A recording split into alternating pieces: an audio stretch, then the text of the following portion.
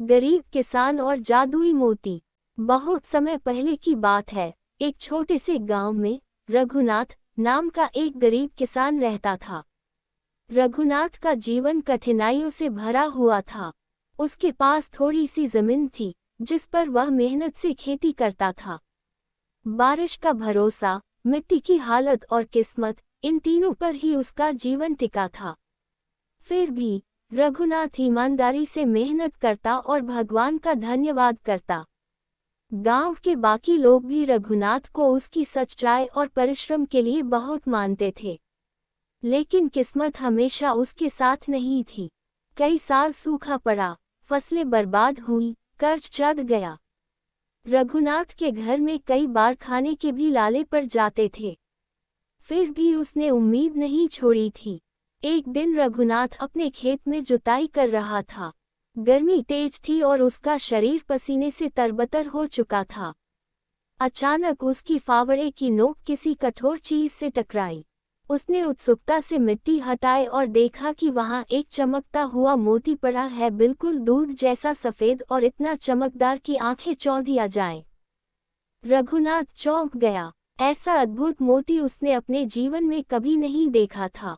वह उसे हाथ में उठाकर गौर से देखने लगा।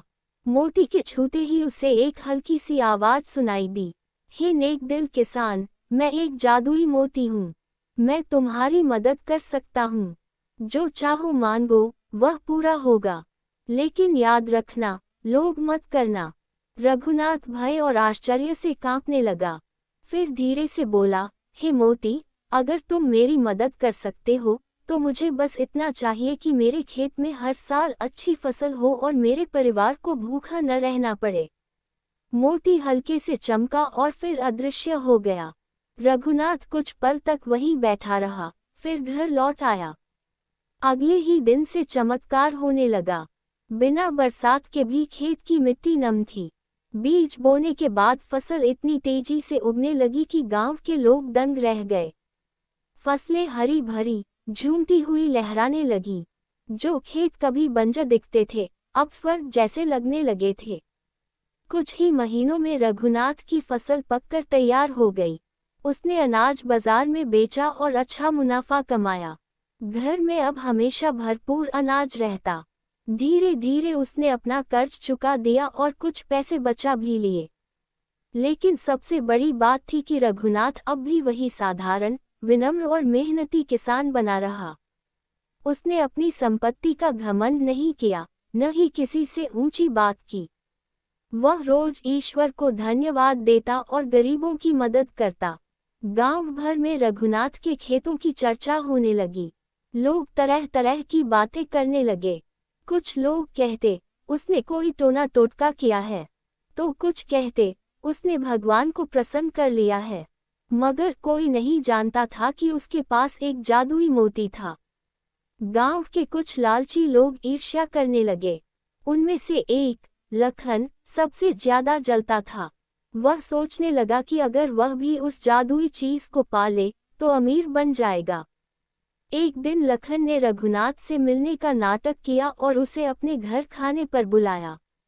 वहां मीठी मीठी बातें करते हुए उसने रघुनाथ से राज उगलवाने की कोशिश की। लेकिन रघुनाथ समझदार था। उसने बस यही कहा, ईश्वर पर भरोसा रखो, मेहनत करो, सब ठीक होगा। लखन ने हार नहीं मानी। उसने रात को चुपके से रघुनाथ के खेत में जाकर खुदाई करने की योजना बनाई। वह सोचता रहा कि शायद वहीं उसे कोई जादुई चीज मिल जाए।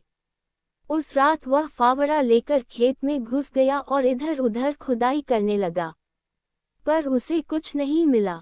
थक हारकर वह वापस आया, लेकिन अब उसके मन में जलन और भी बढ़ गई।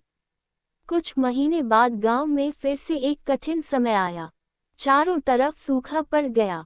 नदी सूख गई, कुएं सूख गए, लोगों की फसलें मुरझा गईं। किसान बेहाल हो गए, लेकिन रघुनाथ के खेत हरे भरे थे। लोग उसके पास मदद के लिए आने लगे। कोई अनाज मांगता, कोई पानी। रघुनाथ ने दिल खोलकर सबकी मदद की। उसने अपने गोदाम के दरवाजे खोल दिए और हर जरूरतमंद को अनाज बांटा। जब मोती ने उसे कहा था, लोभ मत करना। रघुनाथ ने वह सीख अपने जीवन में उतार ली थी। उसने कभी भी ज्यादा पाने की लालसा नहीं की थी। वह समझता था कि सच्चा सुख बांटने में है, संग्रह करने में नहीं। एक रात फिर वही जादुई आवाज उसके सपने में आई। रघुनाथ, तुम्हारी परीक्षा अब पूरी हुई। तुम्हारी नेकदिली, सच्चाई और सेवा भावना ने तुम्हें सच्चा धनवान बना दिया है।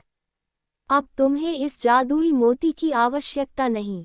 सुबह जब रघुनाथ उठा तो उसने पाया कि उसका खेत वैसे ही सुंदर बना हुआ था, लेकिन अब उसमें कोई जादू नहीं था, बस उसकी अपनी मेहनत और ईश्वर का आशीर्वाद था।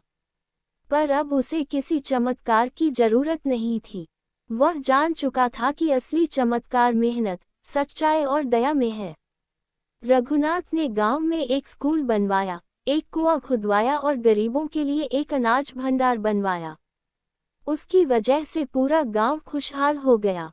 लोग अब उसे धरती पुत्र कहकर पुकारते थे और हर बच्चे को ये सिखाया जाता कि सच्चा धन न तो सोने में है, न चांदी में, बल्कि मेहनत, ईमानदारी और दयालुता में है।